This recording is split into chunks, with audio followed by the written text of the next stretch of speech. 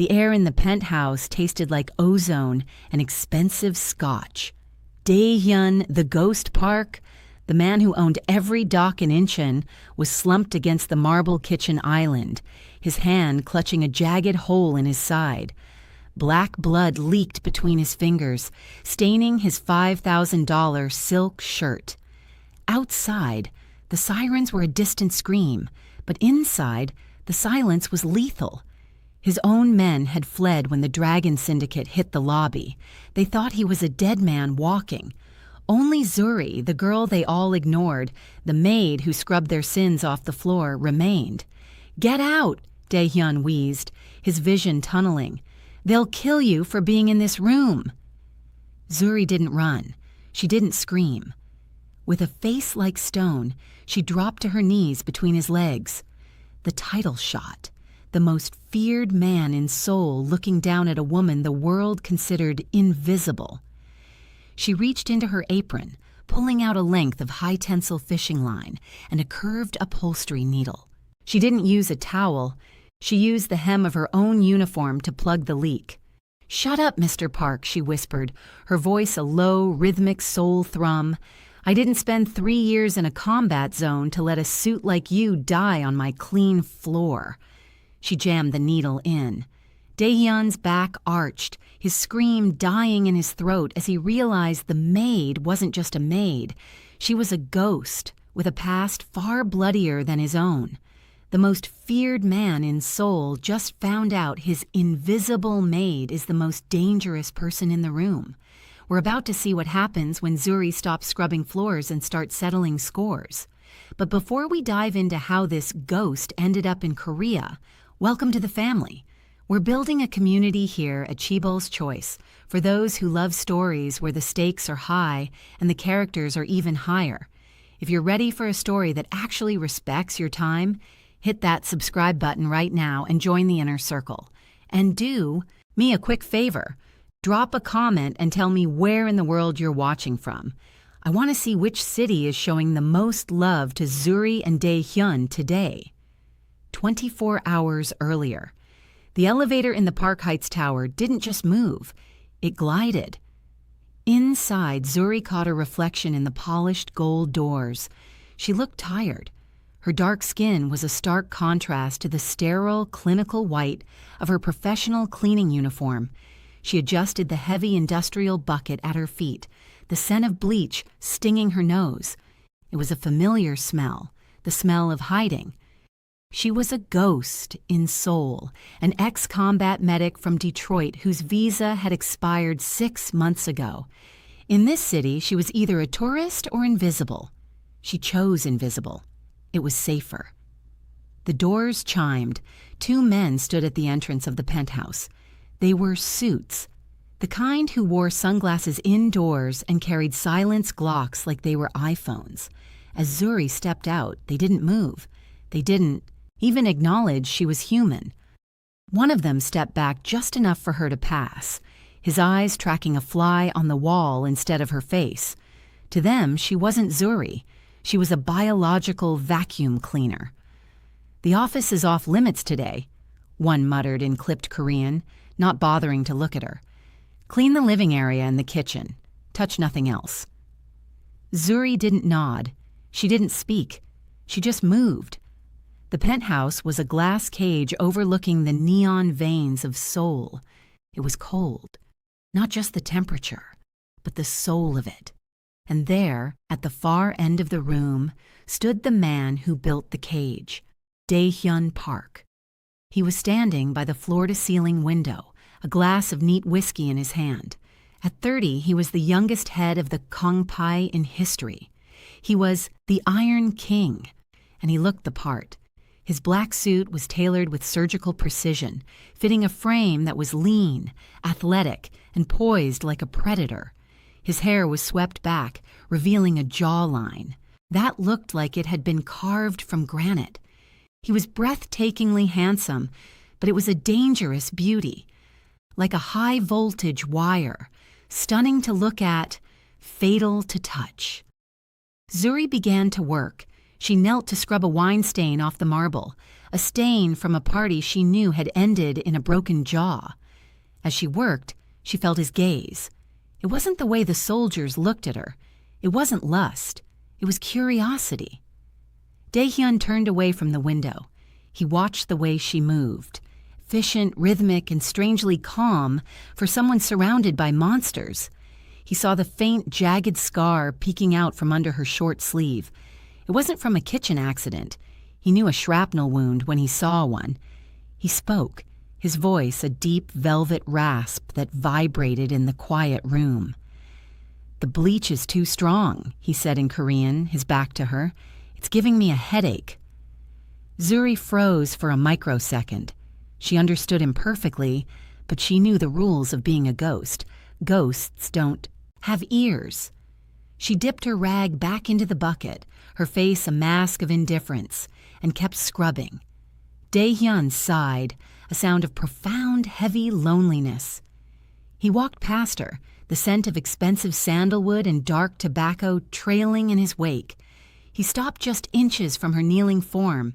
He could see the pulse thrumming at the base of her throat. He didn't know her name. He didn't know she had saved lives in the dirt of Iraq. He just knew that in a city of 10 million people, this girl in the pink uniform was the only person who didn't look at him with a hidden blade in her eyes. "Invisible," he whispered to himself, almost envious. He walked away, leaving her in the shadows of his ivory tower, neither of them knowing that in 24 hours, the invisible girl would be the only thing standing between him and a shallow grave. The sun began to dip behind the Seoul skyline, casting long, bruised shadows across the penthouse floor. Dae-hyun didn't pour another drink. He couldn't afford to be numb. For the last 3 hours, his encrypted phone had been a hornet's nest of intercepted messages and silent hang-ups. Someone close enough to share his table, was selling his roots to the Dragon Syndicate. The walls of his empire were sweating, and the heat was closing in. He retreated to the center of his living room, a space so large it felt like an empty cathedral. Zuri was there, polishing the heavy mahogany dining table. She moved with a silent military precision that fascinated him. No wasted effort, no unnecessary noise. He sat on the edge of the sofa, watching her. His eyes traveled down her arms. In the harsh glow of the overhead LEDs, the scars were clearer. They weren't just lines, they were stories. Raised, pale welts that spoke of fire and metal. He leaned forward, his chin resting in his hand. He began to speak, his voice low and melodic, dropping into the deep, formal cadence of a man who was tired of being a king. He spoke in Korean, his words a heavy confession intended only for the empty air. "They think I don't see them," he murmured, his eyes fixed on the way Zuri's hands moved over the wood, the way their hands shake when I look at them, the way they smell of greed. Zuri didn't flinch. She kept her head down, the cloth circling the mahogany with rhythmic staccato. "My father told me that the top of the mountain is the coldest place on earth," Dae-hyun continued, a bitter smile playing on his lips. "I thought he was just trying to scare me. But tonight, I feel the frost in my bones. I'm surrounded by 1,000 men, and not one of them would catch me if I fell. They'd just reach for my pockets before my body hit the ground." He stood up and walked toward her, stopping just behind her. He could smell the faint scent of her soap. Cheap, floral, and human, it was so out of place in this room that smelled of cold stone and betrayal. "And you," he whispered, still in Korean, "you carry the marks of a war I'll never understand. You hide in plain sight, cleaning up the mess of a world that doesn't deserve you. Do you ever want to just scream? To tell everyone to stop? Or is the silence the only thing that keeps you sane?" Zuri's heart hammered against her ribs like a trapped bird. Every word he said hit her with the force of a physical weight. She understood the loneliness in his voice. She understood the paranoia. In Detroit, Betrayal didn't wear a suit. It wore a familiar face and a desperate smile. She felt his presence behind her, a wall of heat and dark energy. For a second, her hand faltered. She wanted to turn around. She wanted to tell him in his own language that the silence wasn't a choice. It was a shield. But she didn't. She couldn't. She dipped her cloth into the wax, the sharp smell of lemon oil filling the gap between them. She squeezed the cloth tight, her knuckles turning white, and moved to the next section of the table. "Right," Dae-hyun said, switching to a dry, hollow chuckle. "I'm talking to the furniture. I'm finally losing my mind." He turned on his heel and walked toward his office, his shadows stretching out to meet him. Zuri didn't look up until she heard the heavy click of his door locking. Only then did she let out the breath she'd been holding. She looked at her reflection in the polished wood, a ghost with tears she wasn't allowed to shed. She knew the mole. She had heard the whispers in the service elevator between the suits, who thought she was deaf. She had the key to his survival in her hand, but if she spoke, her life was over. If she stayed silent, his was. She picked up her bucket and moved to the kitchen, the language of his silence ringing in her ears louder than any shout. Across the Han River, in a room that smelled of expensive incense and old blood, Chairman Kang sat in the dark. He was 60, with skin like yellowed parchment and eyes that had long ago forgotten how to blink. He stared at a digital map of Seoul on a glass screen. "If Dae-hyun dies tonight," Kang rasped, his voice like dry leaves skittering on pavement, "the power vacuum will suck the oxygen out of this city. The docks will stall. The police will scramble. And while they are busy mourning their Iron King, we will walk through the front door and take the throne." He didn't care about the collateral. If Dae-hyun fell, the city wouldn't just change hands, it would burn. Back at the penthouse, the air was different. It felt charged, like the moments before a thunderstorm. Zuri was deep in the kitchen, scrubbing the underside of the massive marble island. It was a place no one ever looked, a place where secrets gathered dust. Her fingers hit something hard, something plastic. She paused, her breath hitching. Using a small utility knife from her kit, she pried it loose. It was a black disc, no larger than a coin, with a blinking red light that looked like a tiny, malevolent eye. A transmitter. Her stomach did a slow, nauseating roll. This was the gift the mole had left. It wasn't just a bug, it was a beacon. It was telling the Dragon Syndicate exactly where Dae-hyun was sitting, what he was doing, and how many guards were between him and a bullet. She looked at the office door. She could hear him inside, his voice muffled but sharp as he gave orders to someone on the phone. If she took this to him, the guards would arrest her. They'd assume she was the one who planted it. They'd interrogate her in the basement, and a girl with an expired visa wouldn't survive a kakangpai interrogation. But if she did nothing, she was leaving him for the wolves. Zuri looked at the blinking light. She thought about his voice in the dark. "Surrounded by 1,000 men, and not one would catch me if I fell." She made her choice. She didn't run to the office. She didn't call for help. Instead, she dropped the disc onto the floor and brought the heavy steel base of her industrial mop bucket down on it with a muffled crack. She ground the plastic into the marble until the red light flickered and died. She swept the debris into a damp paper towel and tucked it deep into her pocket. She stood up, her hands trembling. She was no longer just a ghost. By destroying that device, she had picked a side. She had protected the king, making her an accomplice to a war she wasn't supposed to know existed. The scent of betrayal was thick in the hallway, but as Zuri walked past Dae-hyun's office to finish the floors, she realized the most dangerous secret in the building wasn't the mole. It was the maid with the broken transmitter in her pocket. The clock on the microwave hummed as it struck 3 a.m. In the world of the Kangpei, this was the dead hour, the time when the city held its breath. Zuri was packing her supplies in the service hallway when the world went black. It wasn't a flicker. It was a kill switch. The hum of the air conditioning died. The neon glow of Seoul vanished from the windows, replaced by the eerie crimson light of the emergency beacons reflecting off the low-hanging clouds. The red moon. Then came the sound that Zuri knew from 1,000 nightmares in Detroit, the muffled thwip-thwip of suppressed gunfire. In the hallway there was no shouting, no heroic stand. The bodyguards Zuri had seen every day, the ones who acted like gods, didn't fight. They simply weren't there. Doors that should have been locked stood open. The silence of the betrayal was louder than any explosion. Dae-hyun burst out of his office, his silhouette sharp against the red emergency lights. He held a gun, his eyes scanning the shadows for the men he had paid for loyalty. "Minho!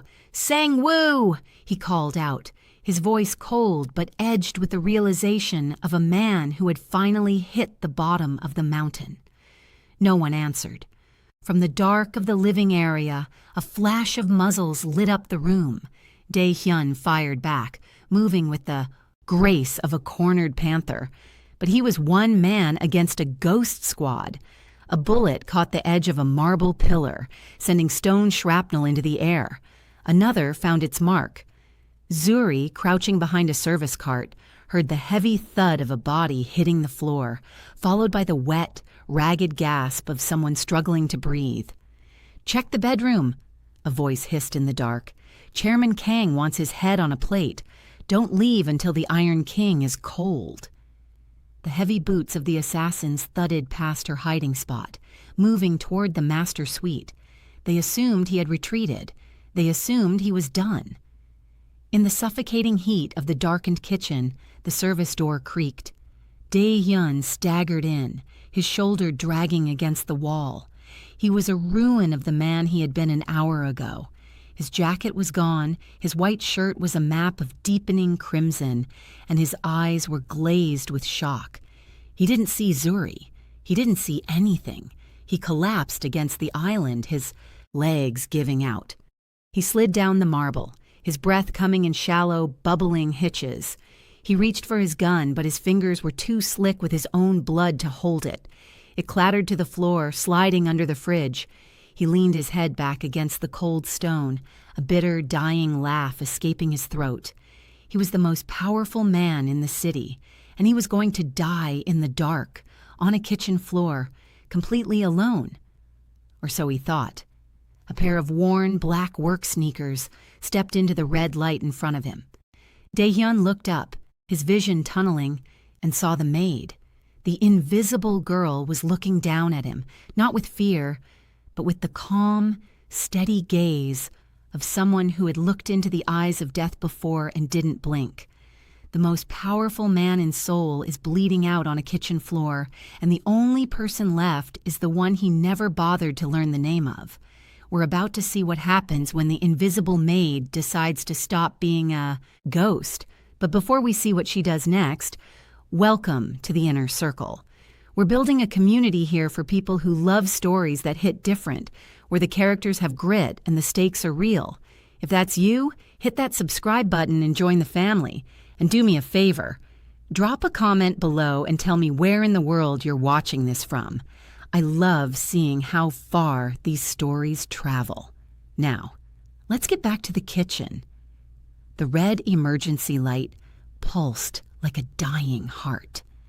Dae-hyun looked up at Zuri, his hand pressed against the jagged entry wound in his side. He expected her to scream. He expected her to run out and save herself. Instead, Zuri dropped to her knees between his legs. She didn't hesitate. She didn't ask permission. Her hands, strong, steady, and smelling of lemon wax, tore open his $5,000 shirt, sending pearl buttons skittering across the floor. "Don't," Dae-hyun wheezed, his head lolling back. "The guards. They're coming. Save yourself, girl." "My name is Zuri," she snapped, her voice cutting through his shock like a scalpel. "And if you want to keep talking, you need to stay conscious. Look at me." Dae-hyun's eyes drifted, but the command in her voice snapped them back. He looked. For the first time, he really saw her. Not a maid, not a servant, a woman who looked like she was born in the fire. She reached into her apron, but she didn't pull out a cloth. She pulled out a small, sterilized field kit she'd been hiding for months. She took a curved upholstery needle and a thin, high-tensile thread. "This is going to be the worst part of your night," she whispered, her face inches from his. "And you've had a very bad night." Without a drop of anesthesia, she began to stitch. Dae-hyun's body convulsed. His back arched against the marble, his teeth grinding so hard they threatened to shatter. He grabbed the edge of the island, his knuckles turning white. But he didn't scream. He couldn't. He was too busy staring at the gold flecks in her eyes. She was working with a terrifying mechanical efficiency. She wasn't just cleaning a wound. She was performing a combat closure under pressure. She used a heavy-duty stapler to clamp a nicked artery, her fingers moving like a pianist's. "Who are you?" he managed to choke out, the pain making his world turn gray. Zuri tied off the last stitch and pressed a thick wad of gauze against the site. She looked up, her gaze locking onto his. The invisible mask was gone. In its place was a warrior. "I'm the person who's going to make sure you live long enough to kill the men who did this," she said. The shock wasn't just that she could save him. It was that she wasn't afraid of him. For the first time in 10 years, someone was looking at Dae-hyun Park and seeing a man, not a monster or a payday. As she finished, the heavy thud of boots echoed in the hallway. The assassins were coming back. Zuri didn't flinch. She picked up his fallen gun from under the fridge, checked the magazine with a professional flick of her wrist, and handed it to him. "Can you stand?" she asked. Dae-hyun gripped her hand, his fingers stained with his own blood, and let her pull him up. The Iron King was broken, but as he leaned on the Maid, he felt a new kind of power surging through him. The hunt was over. The war had just begun. The heavy metallic clunk of the penthouse's reinforced doors being forced open echoed through the foyer. "Split up!" a voice barked in the hall. "Find the body. If he's still breathing, finish it." Inside the kitchen, the atmosphere had shifted. The air was no longer thick with the scent of death. It was sharp with the ozone of an impending storm. Zuri didn't panic. She moved with a terrifying, silent fluidity. She dragged the heavy industrial refrigerator, a feat of adrenaline-fueled strength, partially across the doorway, narrowing the entry point. Dae-hyun sat slumped against the island, his back propped up by the marble. He was drifting in and out, the blood loss making the world feel like it was underwater. But every time his eyes flickered open, he saw her. Zuri wasn't praying. She was preparing. She stood at the kitchen counter, her silhouette framed by the crimson pulse of the emergency lights. She ignored the guns. Instead, she reached for the magnetic knife strip. She pulled a 10-inch carbon steel chef's knife and a jagged paring blade. She tested the edge of the large knife against her thumb, a cold, clinical look in her eyes. "Zuri," Dae-hyun managed to groan, his hand feebly reaching for his pistol. "Give it. Give me the gun, you hide." She didn't even look back. "You can barely hold your head up, Dae-hyun. I've held a perimeter in a sandstorm with less than this. Just breathe. That's your only job right now." A shadow crossed the narrow gap she'd left in the doorway. An assassin, dressed in matte black tactical gear, eased his barrel through the opening. He expected a dying mob boss. He didn't expect a blur of pink and black. Zuri moved. She didn't lead with a shout. She led with the blade. She caught the man's wrist, redirecting the suppressed barrel into the drywall, and in one continuous, horrific motion, she drove the paring knife into the gap between his helmet and his vest. The man didn't even scream. He made a wet, gurgling sound and slumped over the barricade. Zuri didn't flinch. She stripped the flashbang from his belt and kicked his body back into the hall to trip his partner. Dae-hyun watched, his heart thundering against his ribs. He had spent his life surrounded by killers, men who used guns and bravado to feel powerful. But Zuri, she was a surgeon of violence. She used the kitchen tools like extensions of her own soul, moving through the dark with a lethal grace that made his skin prickle. The power dynamic hadn't just shifted, it had inverted. The Iron King was a spectator in his own palace, watching the woman who used to scrub his floors turn those same floors into a graveyard. Another man tried to rush the gap. Zuri didn't wait. She threw the chef's knife. It didn't wobble. It hissed through the air, burying itself 4 inches deep into the man's shoulder. As he roared in pain, she was already on him, using his own momentum to slam his head into the marble counter. Crack. Silence returned to the kitchen, save for the heavy, ragged breathing of 2 people bound by blood.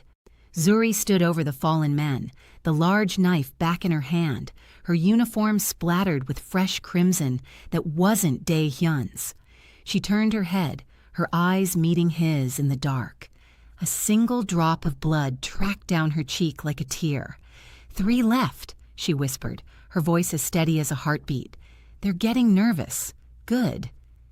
Dae-hyun looked at her, really looked at her, and realized that the girl he thought was a ghost was actually the only real thing he had ever touched. He didn't just want to survive anymore. He wanted to be worthy of the woman holding the knife. The sun began to bleed over the Seoul horizon, turning the sky a bruised purple. The emergency lights in the penthouse finally died, replaced by the cold, unforgiving light of morning. The elevator doors hissed open. Min-ho, the only lieutenant who hadn't sold his soul to Chairman Kang, burst in with 10 heavily armed men. They expected a massacre. They expected to find the Iron King's head on a pedestal. Instead, they stopped dead in the foyer. The smell of copper and Earl Grey tea hit them first. The kitchen was a wreck. Marble was chipped. Blood was smeared like modern art across the white walls, and 3 bodies lay zip-tied and broken near the island. And there, sitting on a high stool, was the maid. Zuri's pink uniform was ruined, soaked through with a mixture of Dae-hyun's blood and the assassin's.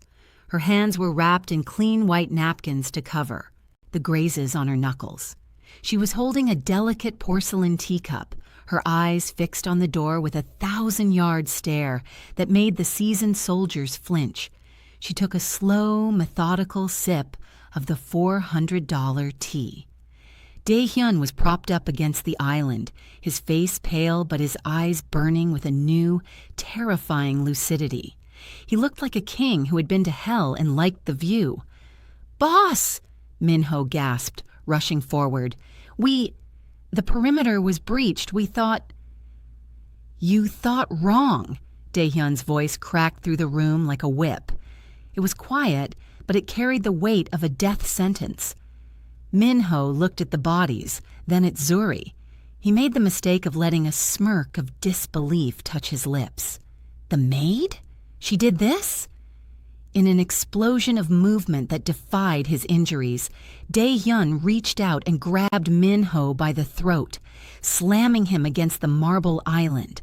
The soldiers raised their rifles, then immediately lowered them, trembling. "Listen to me," Dae-hyun hissed, his face inches from his lieutenant's. "And listen well, because I will only say this once before the executions begin." He turned his head slightly, his gaze softening as it landed on Zuri, who hadn't even looked up from her tea. "She is not the maid," Dae-hyun declared, his voice echoing through the hollow penthouse. "She is the sovereign of this house. She is the reason I am breathing, and she is the reason your failures haven't cost us the city yet." He let go of Min-ho, who slumped to the floor, gasping. Dae-hyun looked at every man in the room, his eyes turning back into the cold flint that had earned him his throne. "From this moment on, You treat her with the same reverence you give the crown. No, more. If any man in this organization looks at her wrong, if any man speaks her name with anything less than absolute respect, he loses his eyes. Do I make myself clear? Yes, Hyungnim, the men shouted in unison, bowing so low their foreheads nearly touched the blood-stained floor. Zuri finally set the teacup down. The porcelain clicked against the marble, the only sound in the suffocating silence. She looked at Dae-hyun. There was no gratitude in her eyes, only a weary understanding. The tea was a bit cold, she said simply. Dae-hyun's lips twitched into the first real smile he had worn in years. He realized then that he owed her more than a debt of blood. He owed her his soul, and in the world of the Kangpai, a debt like that was never truly paid. It was only deepened. The following week was a blur of velvet and steel. Dae-hyun didn't just recover, he transformed. The Iron King was back, but his focus had narrowed to a single burning point, the woman who had stitched him back together. Zuri woke up in a guest suite that cost more than her childhood home in Detroit. On the nightstand sat a new passport, a high-quality forgery with a clean history, and a black titanium credit card. No more cleaning agency, no more hiding. When she walked into the living room, Dae-hyun was waiting. He looked lethal in a charcoal suit, his side still taped, but his posture commanding. "The agency you worked for no longer exists," he said, not looking up from his tablet. "I bought it this morning. I've burned your old files. You are now Zuri Park, a consultant for my holding company. You're legal. You're safe." Zuri stopped. She didn't look grateful. She looked like a cornered leopard. "You did what?" "I'm protecting my interests," he said, finally meeting her eyes. The obsession was there, raw and dark. He stood up, walking toward her until he was close enough that she could see the pulse in his jaw. "You saved me, Zuri. That makes you the most valuable asset in Seoul. I've tripled the security. You don't leave this building without a 4-man escort." He reached out, his thumb grazing the line of her jaw. It wasn't a caress. It was a claim. "I own this city, and I'm making sure nothing ever touches you again." Zuri didn't flinch. She stepped back, breaking the contact. The silence in the room turned sharp. "You bought the agency," she whispered, her voice dangerously low. "You bought a new name. You bought guards. You're trying to turn me into a bird in a golden cage, Dae-hyun." "I'm keeping you alive," he snapped, his frustration boiling over. He was used to people bowing. He was used to owning everything he touched. "Why are you fighting me?" "Because I saved your life," Zuri said, stepping back into his space, her eyes flashing with a fire that matched his own. "I didn't sell you mine. I spent years fighting for my freedom, hiding in the shadows just to breathe. I didn't stitch you up so you could become my new warden." Dae-hyun's hand hovered in the air, trembling with the urge to grab her, to hold her, to force her to understand. He could buy 1,000 women. He could command an army. But as he looked at Zuri, he realized he was powerless. The one thing he wanted, her choice, her heart, was the one thing his money and blood couldn't touch. "You're a consultant," he gritted out, his voice rough with a hunger he couldn't hide. "That's the deal." "I'm a free woman," she corrected, turning toward the window.